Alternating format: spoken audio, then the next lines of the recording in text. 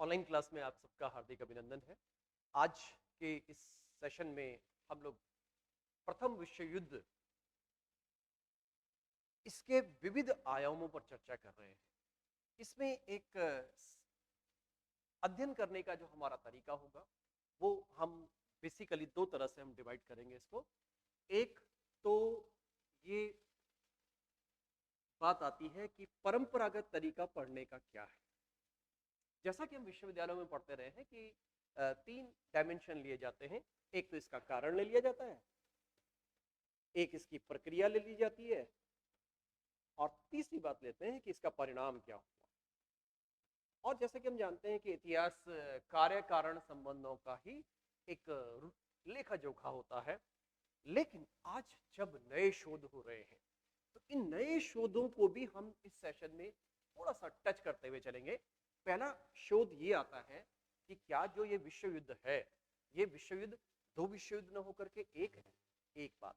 दूसरी बात, आज जब हम महिलाओं के संदर्भ में चर्चा करते हैं तो एक मुद्दा इसमें महिलाओं के अध्ययन के डायमेंशन का आता है। एक बात ये आती है कि अभी इन 2 सालों में जैसा कि हम पूरी दुनिया में देख रहे हैं कि एपिडेमिक का दौर चला, पेंडेमिक जिसको कह रहे हैं, पेंडेमिक यानी कोविड का दौर चला, तो क्या उस वक्त भी ऐसी कोई स्थिति थी जिसको स्पेनिश फ्लू बोला गया। एक अंतिम बात ये आती है जो कि वैचारिक पहलू है। वैचारिक पहलू, इसके विचारों की गहराई, क्यों युद्ध हुआ, क्या वो सवाल थे जिन सवालों का जो हल है वो युद्ध के द्वारा ढूंढने का प्रयास किया गया। तो क्या ऐसा कुछ था। तो ये हमारे पास दो आयाम है, ये परंपरागत आयाम है और ये नवीन अभिनव आयाम है। तो जैसा कि हम जानते हैं कि वर्ल्ड वॉर ये मोटे तौर पर 1914 से लेकर के और 1918 तक रहा। और ये युद्ध एक तरह से आप देख लीजिए, क्यों इसको सबसे पहले हम वर्ल्ड वॉर कह रहे हैं, इसका कारण ये है कि वर्ल्ड वॉर मोटे तौर पर हुआ तो दो कैंप्स के बीच में है, मित्र राष्ट्र और सेंट्रल पावर्स यानी केंद्रीय शक्तियां थी और एलाइड पावर्स थी। इन दो शक्तियों के बीच हुआ, लेकिन दुनिया के विविध भागों में ये लड़ गया। जैसा कि हम यहाँ देख सकते हैं कि ये जो मरून कलर में, रेडिश कलर में आपको दिखाई दे रहा है कि ये जर्मनी है, ऑस्ट्रिया हंगरी है और ये टर्की है और कुछ इनके कॉलोनियल पार्ट्स हैं। और जो आपको ये ब्लैकिश पार्ट में दिखाई दे रहा है, काले रंग में दिखाई दे रहा है, ये मित्र राष्ट्र और उनकी कॉलोनीज है, उनके उपनिवेश है। तो इन दो के बीच में लड़ा गया, लेकिन विश्व के विविध भागों में लड़ा गया। तो दुनिया के विविध देशों ने भाग, इसलिए इसको विश्व युद्ध कहा गया। हालांकि एक शब्द और आता है, सबसे पहले ये बोला गया, उस वक्त इसको विश्व युद्ध भी नहीं बोला गया था, बल्कि बोला गया था कि ये एक ग्रेट वॉर है। विश्व युद्ध और प्रथम विश्व युद्ध शब्द तो बहुत बाद में आया, पहले इसको बोला गया great war. This was a great war. तो ग्रेट वॉर है। तो जब द्वितीय विश्व युद्ध शुरू हुआ तो इसका नाम हमने प्रथम विश्व युद्ध एक तरह से अज्यूम कर लिया। अब बात आती है, ये रहा मैप का। तो हम पहला सवाल लिया कि विश्व युद्ध इसको हम क्यों कह रहे हैं। उसके बाद आते हैं कि जो विश्व युद्ध के कारण है वो तो एक सामान्य बात है, वो उन पर बात करेंगे। ये कौन थे प्लेयर, हीरो कौन है। जैसे आज हम देख रहे हैं कि यूक्रेन की बात आती है तो पुतिन का नाम आ जाता है। इसी तरह से कौन थे वो हीरो, तो ये आपके सामने हीरो है, ये एलाइड पावर्स के हीरो हैं और ये सेंट्रल पावर्स के हीरो हैं। ये मित्र राष्ट्रों की तरफ से है, जैसे जॉर्ज है, ये ब्रिटेन की तरफ से है। निकोलस सेकंड है, ये रूस के जार थे।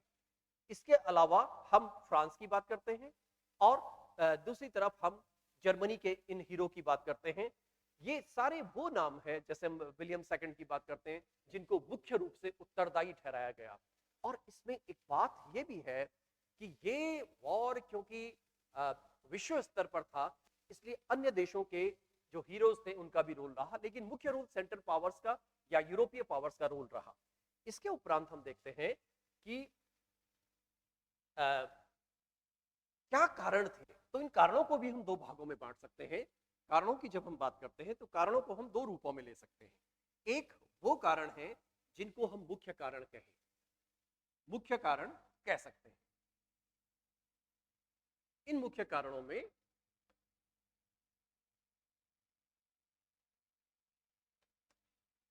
मुख्य कारणों में क्या बिंदु आएगा कि एक तो सबसे पहले अलायंस एंड काउंटर अलायंस, यानी संधियां एवं प्रतिसंधियां। संधियां एवं प्रतिसंधियों की जब बात करते हैं तो ये इसको देखने के लिए हमको यूरोप में थोड़ा पीछे तक जाना पड़ेगा, स्टार्ट करना पड़ेगा वहां से 1870 से, जहां पर बिस्मार्क ने संधियां करना, गुटबाजी करना शुरू किया। और बिस्मार्क गुटबाजी करने का माहिर आदमी था, वो बाजीगर कहा गया। इसलिए एक शब्द आया ट्रिपल अटेंट और एक शब्द आया triple alliance. Triple alliance Germany, Austria Hungary, Austria Hungary इस जमाने में एक साथ थे, ऑस्ट्रिया हंगरी, और बाद में इसमें टर्की और अन्य देश भी इसमें आ गए। जब हम आतांत की बात करते हैं तो इसमें इंग्लैंड, फ्रांस और रशिया, इसकी मैं अभी वापस इसकी चर्चा करता हूं। और इसको आप एक बार मैप से समझने की कोशिश कीजिए कि ये जो आया वो इस फॉर्मेट में कुछ आया। ये फॉर्मेट आपको यूरोप के मैप के अंतर्गत दिखाई दे रहा है कि जो ट्रिपल अलायंस है वो जर्मनी, ऑस्ट्रिया हंगरी एक साथ है और इटली है। बाद में इटली अलग हो जाता है इस वॉर से और वो इनके इंग्लैंड वालों के पक्ष में चला जाता है। जबकि जब हम आतांत की बात करते हैं, आतांत एक तरह का देशों का गठबंधन होता है जो फ्रेंच वर्ड है। इसमें इंग्लैंड यानी ब्रॉडली स्पीकिंग इसको हम यूके कहते हैं, फ्रांस और इसके साथ साथ रशिया। तो आप देख रहे हैं कि रशिया और फ्रांस इंग्लैंड के बीच में ये दो पार्ट है, ये दो देश है। इसलिए यहां पर ये जो संधियां होती थी ये संधियां गुप्त होती थी। इनके बीच में जो बातचीत होती थी, जो प्रोविजंस होते थे वो सीक्रेट्स हुआ करते थे। इसलिए ये एक तरह से युद्ध के बड़े कारण रहे। बिस्मार्क इन गुटों को संभालने में सक्षम था, लेकिन आने वाला समय जब केजर विलियम द्वितीय का समय आया तो वो बहुत ही उग्रवादी और बहुत ही साम्राज्यवादी व्यक्ति था। उसकी चर्चा अभी हम आगे भी करने वाले हैं। अब आप ये देख लीजिए, दो कैंप्स डेवलप होते हैं। एक को हमने एलाइड पावर्स के लिए कहा, यानी मित्र राष्ट्रों की शक्तियां हैं। मित्र राष्ट्र हैं, इसमें यूके है और फ्रांस है, अमेरिका है और रशिया है। इधर हम सेंट्रल पावर्स देखते हैं, यानी जर्मनी है, ऑस्ट्रिया हंगरी है, इटली है। तो ये हमारे पास दो तरह के गुट सामने आते हैं। एक बात और सामने आई, 19वीं शताब्दी के उत्तरार्ध से ही वैसे सैन्य खर्चे बढ़ने शुरू हो गए थे, लेकिन जब जर्मनी का एकीकरण हो गया, ये फिगर आपको दिखाई दे रहा है 1870 का, मिलिटरिज्म एंड आर्म्स रेस, सैन्य उत्पादन और सैन्य कामों के लिए एक प्रकार की आपसी होड़, प्रतिस्पर्धा होना। तो ये प्रतिस्पर्धा इतनी बड़ी कि ये डेटा आपको दिखाई दे रहा है, ये 1870 से लेकर के 1914 के बीच का डेटा है। आप देख सकते हैं 94 और 398, ये आप देख सकते हैं कि कितना गुना जा रहा है, 3 to 4 टाइम्स जा रहा है। और सभी देशों ने अपना रक्षा जो व्यय है वो बढ़ा दिया है। जब हथियारों की आपस में होड़ इतनी तीव्र गति से बढ़ेगी तो स्वाभाविक रूप से तनाव पैदा होगा। ये ठीक वैसा ही तनाव है जैसे हमारे बाद में कोल्ड वॉर में होता है। तो ये एक बहुत बड़ा कारण था, सैन्य कारण, और सैन्य कारण के साथ सशस्त्र होड़ होना दूसरा महत्वपूर्ण कारण ये बना। इसको हम मिलिटरिज्म के फॉर्मेट में भी देखते हैं। सब लोगों के यहाँ हम देखते हैं, विशेष रूप से जैसे जापान है, जर्मनी है, इन लोगों के अनिवार्य सैन्य शिक्षा कर दी गई। किसी बच्चे को सैन्य शिक्षण और शिक्षा लेनी ही होगी। ये आप देख रहे हैं पृथ्वी को किस तरह से इन्होंने हैंडल किया है, और सबने सेना की वर्दी पहनी है, यानी सैन्य मनोवृत्ति प्रदान होने लगी, युद्ध मनोवृत्ति प्रदान होने लगी। युद्ध मनोवृत्ति का मतलब यह है कि इन्होंने ऐसे चिंतकों को ढूंढा जिन लोगों ने बोला कि युद्ध के द्वारा एक नई संस्कृति पैदा होगी, युद्ध के द्वारा समस्याओं का हल होगा और युद्ध करके कोई राष्ट्र शक्तिशाली बन जाता है। अब एक तीसरा बिंदु जो सबसे महत्वपूर्ण आता था, इस पूरी ये दुनिया का मैप आपके सामने है, इसमें आप देख सकते हैं कि चाहे हम अफ्रीका की बात करें, चाहे एशिया की बात करें, इन देशों में साम्राज्यवाद बहुत तेजी से फैल रहा था। इस साम्राज्यवाद के फैलने के कारण जो होड़ है, साम्राज्यवादी होड़ है, वो अफ्रीका और एशिया में सबसे ज्यादा सघन हो गई, गहरी हो गई। और इस होड़ के कारण से इन यूरोप की शक्तियों के बीच में अक्सर वॉर की सीन आ जाते थे, सिचुएशन आ जाती थी। ये आप देख सकते हैं, उस वक्त का एक पिक्चर सा दिखाई दे रहा है आपको। ये इंग्लैंड है, ये ऑक्टोपस की भांति है, किस तरह से साम्राज्य विस्तार पूरी दुनिया में कर रहा है। आपने सबने सुना है कि इंग्लैंड के इस काल में कभी सूरज का अस्त नहीं हो सकता था, नहीं होता था। अब आप देख रहे हैं कि कितनी जगहों पर उसने अपने हाथ पांव प्रसारे हुए हैं। ये आप अफ्रीका का एक नया भाग जिसको हम स्क्रैम्बल फॉर अफ्रीका कहते हैं, ये स्क्रैम्बल फॉर अफ्रीका को अगर आप देखने का प्रयास करें तो आप देखेंगे कि जगह जगह संकटों की स्थिति है। तो चाहे हम मोरक्को की संकट की बात करते हैं, चाहे हम फसोदा संकट की बात करते हैं, इन संकटों ने एक अंतरराष्ट्रीय जो शांति थी उस शांति को भंग करने में रोल किया। और यही कारण था, ये आप सामने देख रहे हैं, केसर विलियम द्वितीय है। केसर विलियम द्वितीय की अफ्रीका में नीति सबसे ज्यादा आक्रामक थी। वो अपने को एक असंतुष्ट राष्ट्र मानता था और कहता था कि उनको साम्राज्य विस्तार करना है। अब ये वो एशिया का बीमार आदमी है, यानी चीन। दो बीमार आदमियों की हम बात करते हैं। एक बार यूपीएससी में क्वेश्चन पूछा गया है कि प्रथम विश्व युद्ध तक आते आते यूरोप का बीमार आदमी केवल टर्की ही नहीं रह गया, बल्कि समस्त यूरोप ही बीमार हो गया। अब ये सवाल उस पक्ष में आते हैं जिनको मैं विचारों का पक्ष कह रहा हूं। यहां घटनाएं नहीं देनी है, यहां थॉट प्रोसेस को लाना है कि किस कारण से जो एक बीमार टर्की था या बीमार चीन था, लेकिन यहां पूरा यूरोप ही बीमार हो जाता है। और वो बीमारियां क्या क्या लगी? जैसे मिलिट्रिज्म की बीमारी लग गई, जैसे गुटबाजी की बीमारी लग गई, जैसे पूंजीवाद की पराकाष्ठा हो गई, पूंजीवाद एक्सप्लॉयटेशन के फील्ड में चला गया। और इस तरह से साम्राज्यवाद को फैलाया गया कि ये जो एशिया का बीमार आदमी आपको सामने दिखाई दे रहा है, इस पर कब्जा करने के लिए, इस पर सर्किल ऑफ इन्फ्लुएंस बनाने के लिए ये सब लोग तैयार हैं, ये यूरोपियन पावर्स हैं। इसी तरह से हम देखते हैं एक बड़ा बीमारी कहें या एक बड़ा कारण कहें, ये कारण था अति उग्र राष्ट्रवाद या एक उत्तेजित करने वाला राष्ट्रवाद। एक्चुअली ये राष्ट्रवाद जिंगोइज्म की फॉर्म में, या यूं कहें कि जब हम स्लाव की बात करते हैं, स्लाव मूल रूप से एक समुदाय है। यूरोप में और इस पूरी दुनिया में अलग अलग तरह से रेसेस को डिफाइन करने का प्रयास किया गया। जैसे हम बात कर रहे हैं कि यहां पर हम लेके आए स्लाव को।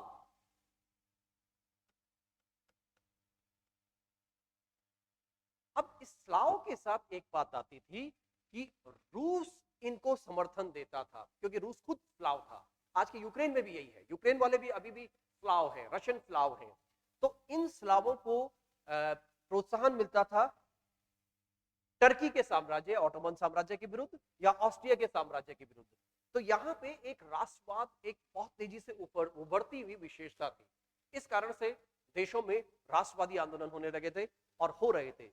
1820, 21, 22 में हम देखते हैं कि वहां ग्रीस में शुरू होता है और 1914 तक आते आते हम देखते हैं कि बाल्कन युद्ध हो जाते हैं। और इसी तरह से ये जो एग्रेसिव नेशनलिज्म है, अति उग्र राष्ट्रवाद है, ये सब देशों में होने लगा। इंग्लैंड में, फ्रांस में, जर्मनी, ऑस्ट्रिया तो इसके एक्सट्रीम एग्जाम्पल्स थे। तो ये उग्र राष्ट्रवाद का एक बड़ा महत्वपूर्ण बिंदु आता है कि जिसके अंतर्गत हम देखते हैं कि ये राष्ट्रवाद होता है। ये सारे राष्ट्रवाद के ही बात है।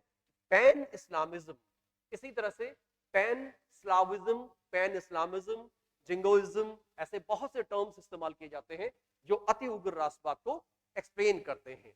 और ये अति उग्र राष्ट्रवाद एक तरह से विश्व युद्ध को की ओर ले जाने वाला एक बड़ा कारण बना। ये आप देख सकते हैं ये बाल्कन का क्षेत्र है। बाल्कन के क्षेत्र की सबसे बड़ी दो तरह की समस्याएं थी, दो तरह के डायमेंशन थे। एक तो यहाँ पे अति उग्र राष्ट्रवाद का विकास हो रहा था, मैंने आपको स्लाव बताया पहले, और दूसरा पार्ट इसका ये था कि इसमें इंटरनेशनल पावर्स के हित थे। इसलिए ये दो मुख्य बिंदु थे जिन्होंने इस प्रश्न को, बाल्कन के प्रश्न को एक अंतरराष्ट्रीय प्रश्न बना दिया। ये प्रश्न भी यूपीएससी में पूछा हुआ है कि किस तरह से एक अंतरराष्ट्रीय प्रश्न बन गया।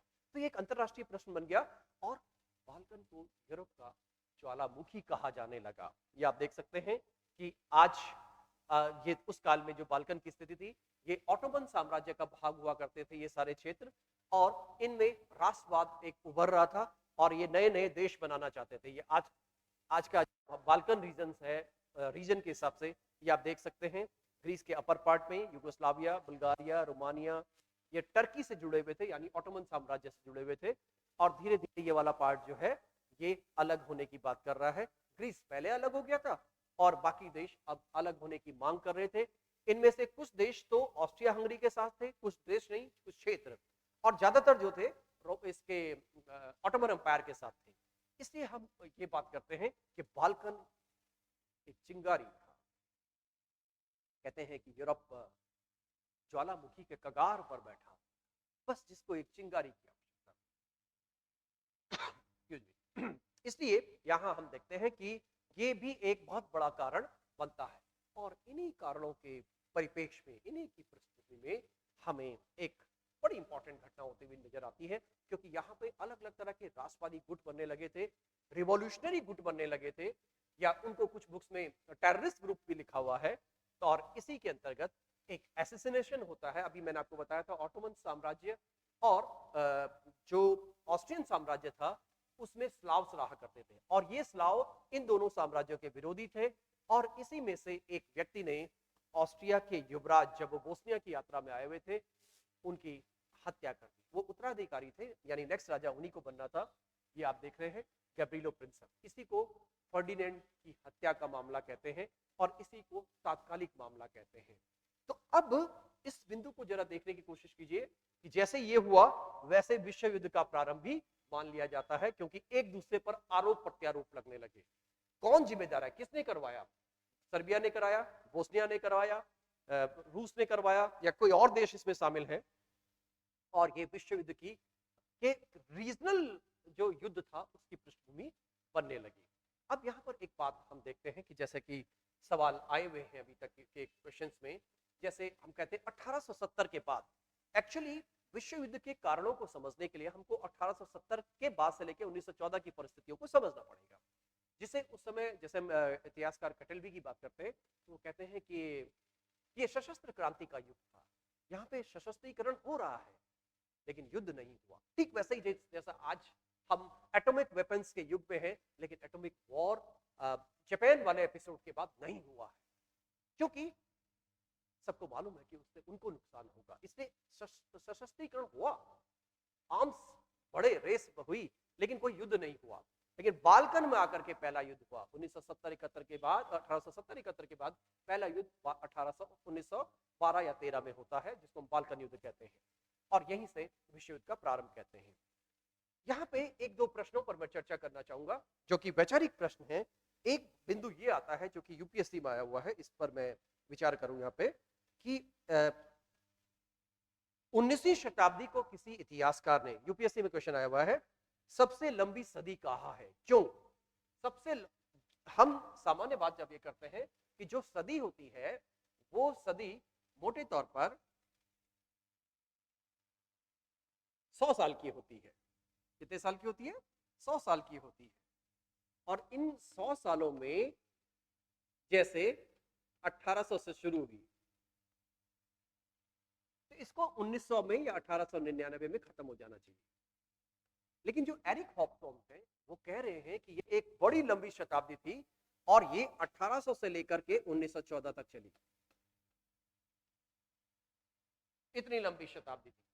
और दूसरा सवाल एक बार और आया हुआ है कि इस शताब्दी ने, ये एक बहुत ही जटिल शताब्दी थी, इसने इतने जटिल प्रश्नों को जन्म दिया कि जिनका हल विश्व युद्ध के द्वारा ही संभव हो पाया।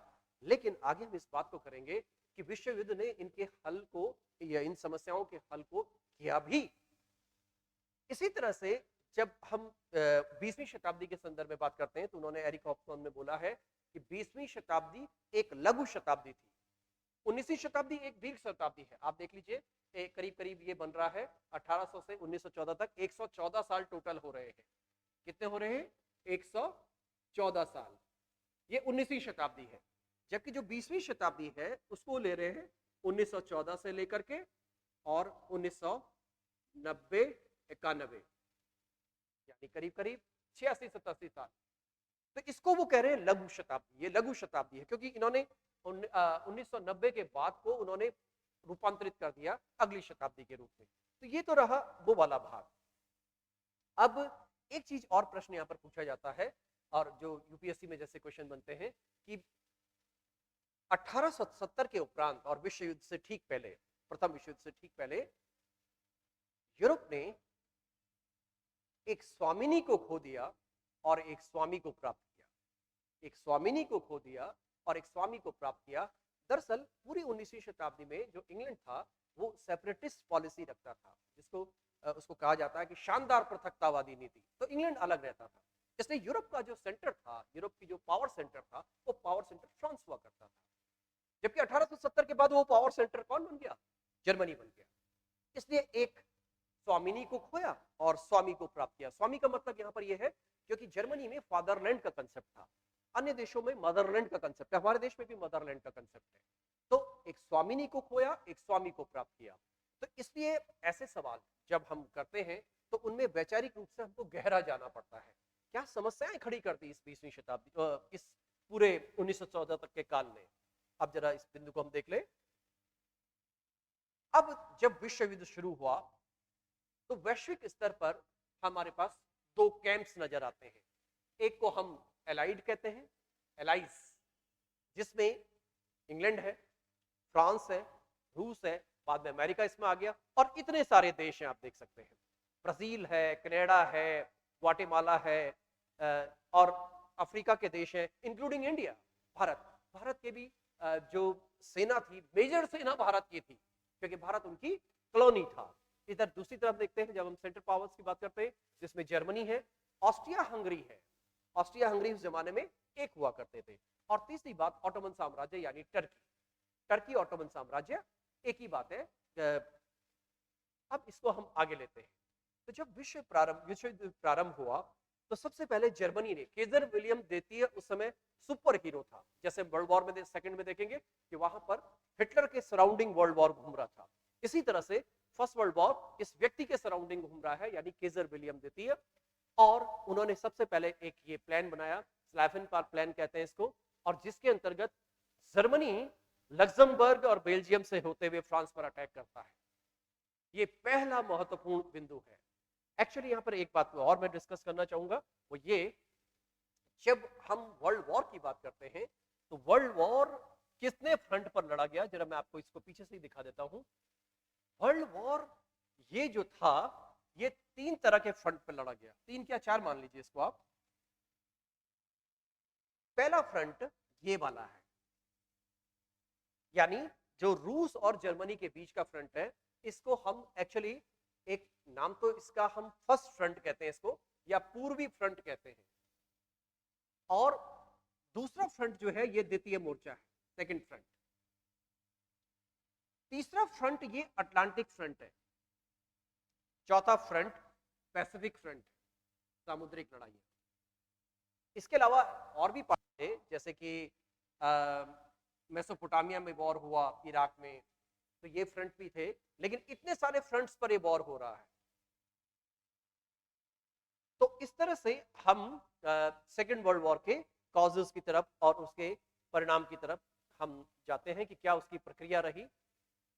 अब आप इसमें देखिए कि ये जो युद्धों की प्रक्रिया हुई है, ये जो युद्धों की प्रक्रिया हुई है, इस प्रक्रिया में हम निरंतर देखेंगे कि बहुत से वॉर्स हुए। इसकी जो चर्चा है अब हम नेक्स्ट वीडियो में इसकी चर्चा करेंगे कि किस तरह से इसका परिणाम हुआ, क्या इसके पक्ष विपक्ष आए। थैंक यू, धन्यवाद।